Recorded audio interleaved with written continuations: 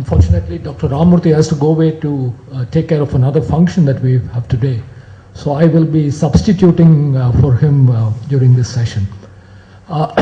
Thank you very much, Dr. Sandhu, for this very, very interesting presentation. The floor is now open for questions.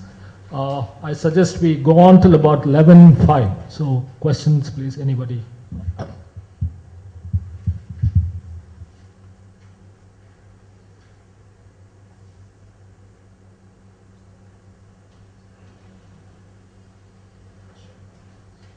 Dr. Augustine, please.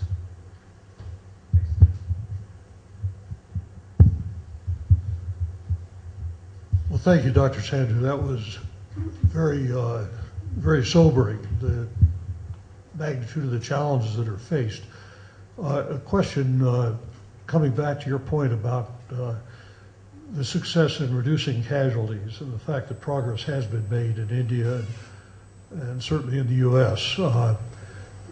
Do you notice a difference in the threat or the nature of the activities as you've been more successful at interdicting terrorists?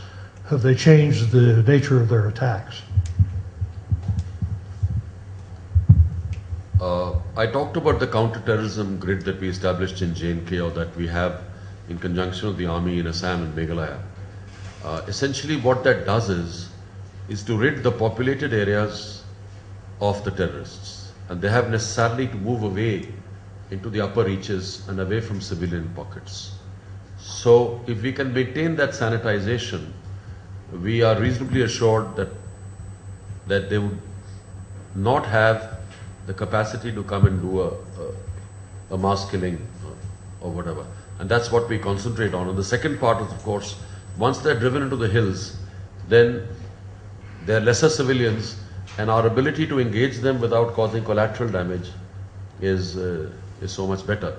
So while they continue to look at means of creating problems, for example, it's not unusual for them to use what you might call mules or surrogates or unsuspecting collaborators to do things which would cause harm. For example, carry an explosive device which is packed in an innocuous thing like a transistor radio or whatever, and say that, you know, this needs to be given to so-and-so for repair, and when he goes and parks the thing out there, it blows up, and there's very little you can do about it.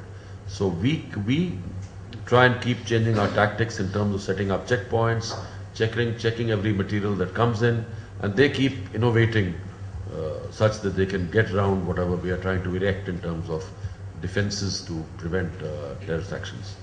Sorry, I don't know if I've answered your... You did. Thank you very much. Professor Narasimha.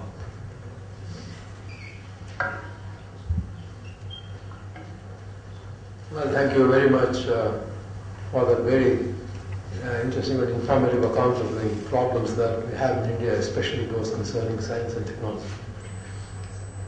We had a meeting 10 years ago, and at various times, around those times, we used to have discussions about these issues. I was wondering what mechanism you have now in India to talk about these problems with scientists and technologists, not necessarily within the government establishment.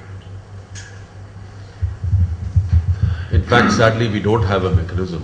When Mr. Narayanan was our director of the IB, he had set up a mechanism. We had a technology mission within the bureau which had representatives from all over, and we had then taken up something very interesting with the DIPR, and that was about what makes a terrorist, looking at a large body of material that we had collected over a period of time, and I think something very worthwhile came out of it. So there's obviously a case, Dr. Narasimha, for us to revive a forum for interchange or for exchange of ideas, or where at least the practitioners of counterterrorism can bring their problems to the fore and put them on the table and have the scientific community address those issues. But we have many bilaterals, but nothing like a platform. For example, Professor Balakrishnan, who might be here later in the afternoon, he's assisting us with big data analytics and sentiment analysis and so on like that. But it's all, one-on-one, which is not necessarily the only way in which one can. So we are actually floundering, and I was just wondering whether you had any ideas about how and which way we could do this. Well, I can tell you in some detail about 3 case studies which I personally involved. Maybe we can have a discussion sometime about what seemed to work and what didn't work. Even as I was talking, I was struck by another possibility. We are going to have the NKN become a reality, the National Knowledge Network. The NKN become a reality. It's going to connect 1,562 institutions within the country. 1,003 odd have already been connected. Maybe. I know that this NKN, for example, the NKN is interesting in the sense that it permits the creation of communities. There's already a brain, I don't know what they call it, brain group or something on it. So they have a capacity for collaborating across geographies on the subject of brain. Maybe we could suggest to Dr. Chidambaram and Professor Raghavan the creation of a closed kind of a group on the NKN where counterterrorism practitioners could pose problems and people who are reckoned to have capacities could log in, see the problems and pick up whichever they thought was something they could help in, and keep the PSA informed even as you progress, because then there would be money with the PSA who could finance activity under that. I'm just wondering whether this kind of a model, this is something I just thought of, but this kind of a model would play. Mr. Sandhu, I strongly second what both Professor Narasimha and you have suggested. It is certainly possible for this type of interacting groups, but I have tried it at my own level to some extent. But I've discussed units with Narasimha, there are other scientific groups, but a sort of central backing on can be done. It can certainly be done. Now today we have the collaborators even from outside, some are technologies. I think we should certainly pursue this. Please get that, we can do that. Actually, I think, sir, the biggest advantage of this kind of a group would be flexibility. Because you can't, with every challenge, it's a different set of skills that you need. And you don't necessarily have to have a permanent enlistment of people who don't necessarily have... There is a lot of talent, but they never get into touch with these ones. You take a place like IISP, I told them that today. They are secure groups, their communication is secure, and all the professionals, all the food and industry people, they are connected to this food shield. They are password protected, and the communication is secure for all the information exchange among all the stakeholders. So that can be a very good example to be taken as a pilot project in India. We have actually, Professor Narasimha, some of the very interesting events that have taken place. In IIT Delhi, they have an annual fair. And some of us who go there and have a look at what's on the table are able to identify technologies that could help us, and we therefore get into programs with them. Notably, one of them was low power transmitters to be left on unattended buoys in the sea, and that has other applications too. Another one was video analytics being done in the Bharti building. And what I noticed with regard to IIT Delhi was very interesting, was what they call the TBIU, Technology Business Incubation Unit. And some of what we identified in the early years, 10 years back, have spun off into successful enterprises. There's a company called Kritikal, Kritikal, which we used to see 10, 12 years back. We started off with them with automatic number plate recognition. Then they went into underbody cameras for detecting devices. And now they've come to the stage where they are a credible a player in the offset space. So that's a huge success story. But certainly there's a need for the scientific community to interface with, or at least to be aware of what are the problems that come up. So this is something I can certainly push with Dr. Chidambaram. I'm sure he'll be happy to permit us to use it, and we can... You find both IIT Bombay and Madras very oriented. Is there any laboratory? Sorry, I was asking, is there any laboratory in India which specializes specializes forensics and technology in this particular area of terrorism and anti-terrorism? There are a number of very, very good labs. For example, most of the computer devices and other computer media that are seized from, and even mobile phones that are seized from terrorists, are put through the best kind of analysis that you can imagine in Forensic Science Laboratory, Hyderabad. In terms of voice matching, Gandhinagar is fantastic. In terms of DNA and so on, CCMD with FSL Hyderabad is extremely good. In terms of explosives, Madhuban, Forensic Science Laboratory in Haryana is fantastic. So you have centers of excellence which have done great work in these areas, and there's no limit to the kind of challenges that they can take on. Huge number of them. Mr. Sandhu, Yes, sir. I work with the chemical industry as a process safety management consultant. And as you know, India has a long coastline. And we have a number of chemical factories along the coast which are vulnerable for terrorist attacks. I was given to believe that there are 21 different ministries who coordinate coastal security within India. Now, is there any move to bring about a Department of Homeland Security, which is similarly, in the US, it's created after 9/11. Is there any move like that to bring a coordinated approach towards these ministries, towards terror attacks? Thank you. I guess as far as the Department of Homeland Security approach is concerned, we'll discuss it in the next session, because I think that's one of the key points made in the paper which is going to follow. But let me correct you, it's not 21 agencies, it's 17 agencies that are involved in coastal security, besides the Government of India. And you're right, there are three different elements of the response that the Indian government has mounted, particularly after 1993 Bombay bomb blasts. There is Marine Police, and every state is supposed to have Marine Police stations. There is the Coast Guard, and then there's the Navy. And the traditional breakup has been that 0 nautical miles, or from baseline, from coastline to 5 nautical miles into the sea, Marine Police is supposed to handle it. 5 to 12 is meant to be with the Coast Guard, and beyond 12 is meant to be with the Navy. Because there has been inadequate collaboration between these three wings, and the Marine Police has taken a long time to come up, and the guys recruited into the Marine Police don't have sea legs, and they don't understand what operating in the water means. So we've had issues.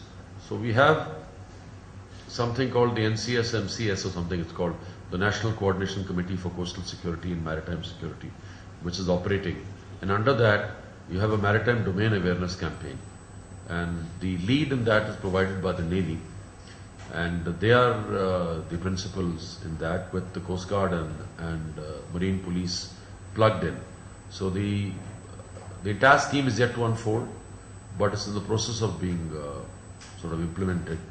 And the points of interest for you would be that that there is a Navy program, and you may have already come across this, wherein fishermen's societies are being contacted. Campaigns are being conducted among them. Selected fishermen are being given mobile phones. They're being asked to report unusual events from the high seas.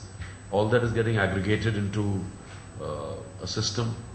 You have periodic Sagar Kavach exercises, which are composite exercises of the Marine Police, the Coast Guard and the Navy, and so on and so forth. But I suspect that we don't have, the third layer remains weak. The Navy and the Coast Guard are proceeding as they should, but the Marine Police is not as effective yet as it should be. Yes. Is there any indication that the terrorists would be resorting in future to the UAV technology? The technology is getting more perfect, cheaper for their attacks. And if so, is there any way of countering it? Let me respond in two ways. About 8 years back, we seized what was called an RCAAM, radio-controlled aerial something module. And that was like a huge aero model with a span of about 6.5 feet and a capacity to carry about 3 or 4 kilograms with its own magnetic drop mechanism and so on and so forth. So the fact that they had thought of it 8 years back, and we actually see some of these RCAMs which could be controlled through a DCS from the ground and so on, tells you that they have looked at it quite intently. The second part is that, particularly in the run-up to the Commonwealth Games in Delhi, we had any number of alerts about the terrorists wanting to use microlights.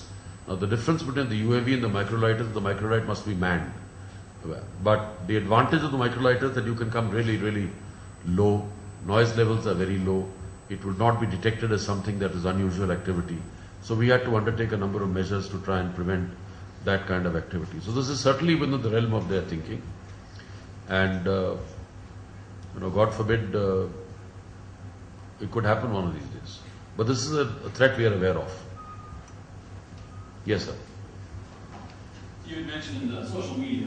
And in the United States, all the major cities are opening offices dedicated to social media and how to get good information out to the public and how to inhibit misinformation that may go out. Is there any similar activity here in India, or how are you dealing with social media? I suspect what you're referring to here is using the social media vehicle for putting out your viewpoint and, propagating what you think is the right version so that people get to understand what's going on. Some of our better police forces are already doing it. But the problem is in the other part of it. How to detect what are the dominant sentiments, which are the geographies which are impacted by it, and then sort of create operational responses for mitigating some of the issues that cause concern to people.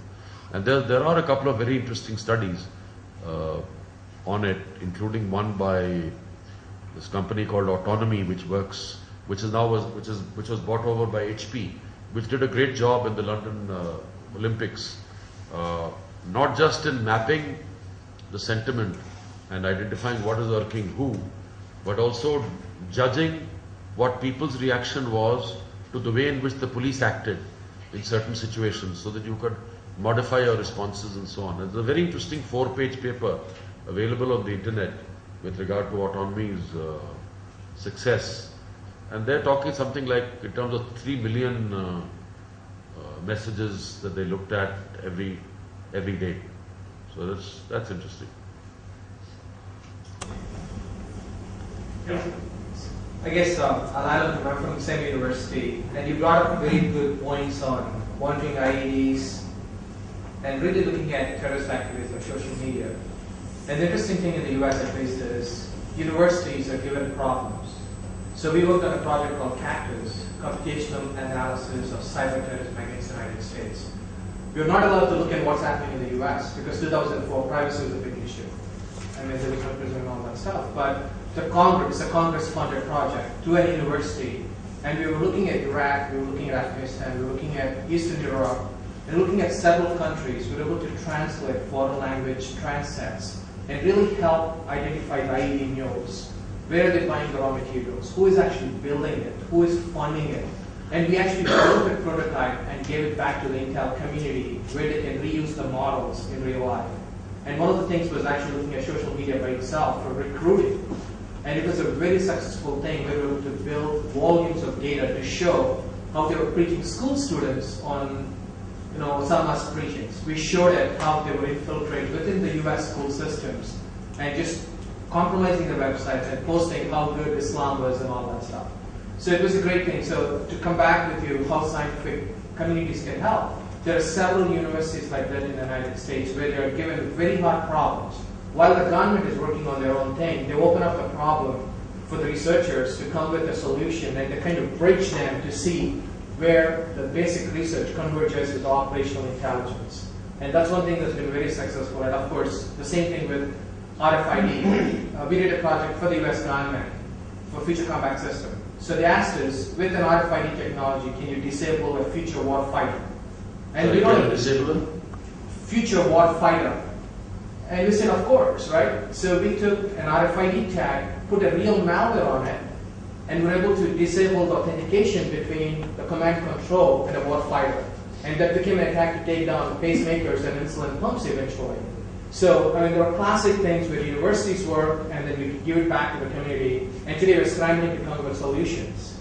And you brought up a good startup about autonomy. It's a classic example. It started in Cambridge, became a company, and then sold for $10 billion, apart from all the solutions they do. So we're a small company from a university, and what we're doing now is taking real problems that the communities are facing, not only law enforcement, but civilian side, protecting information and all that stuff. Today we go in as SWAT teams into the cities, banks, hospitals, show them if I'm a bad guy, how do I break in, and come up with measures to secure their networks. It's been working very well. It's a true private-public partnership where a university was given an opportunity to solve the problem and still commercialize it through the government, and it's been a great win-win. Anything like that in India, sir?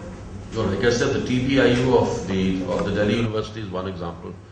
There's something which has just been set up in the IIT Bombay. It's called the National Center for Internal Security and so on. They just had a meeting in New Delhi. IIT Madras has gone into some of these projects. There is this Reliance Institute of Communication or something in Ahmedabad, which is doing some work. So there are a number of enterprises, but I don't think we have an aggregate view of what's happening. And I don't think we have a wide enough catchment area for what we need to do. So that's something which probably we can do through the NKN. This is what we'll do. Thanks, Monica.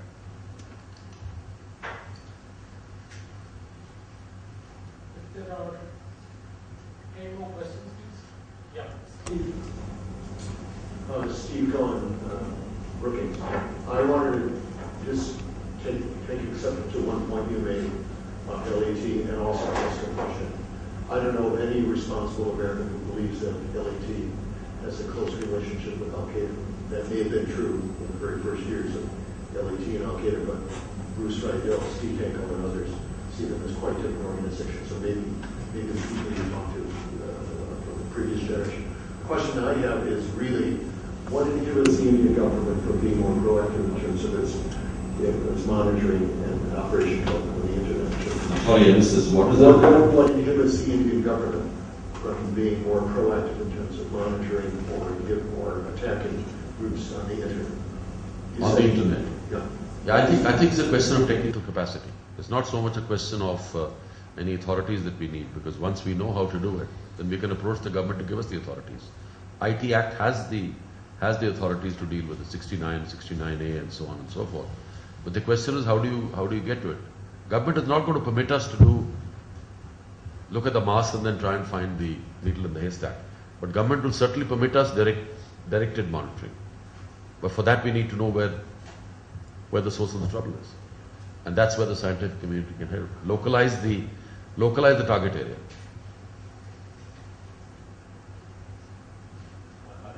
I'm not persuaded, but we can discuss this further. Sure.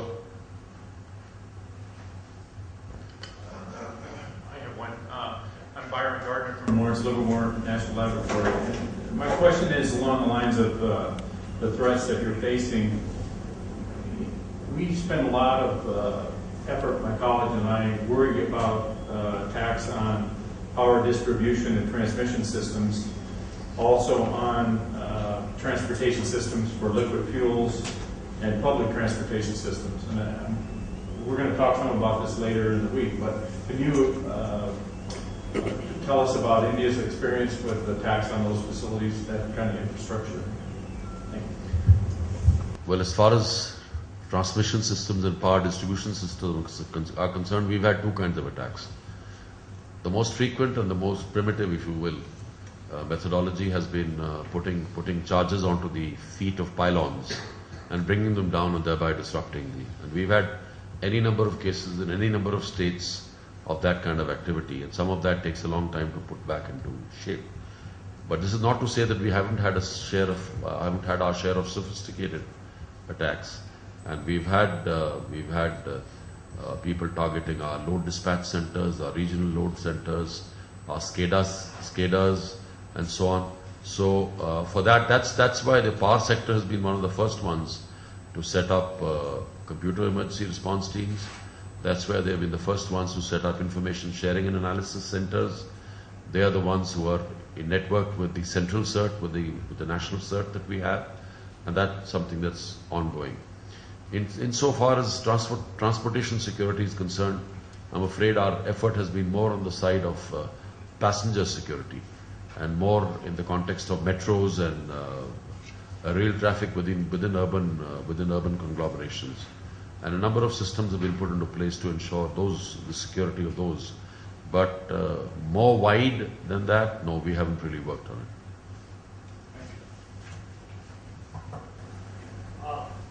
I think it's time to break for coffee.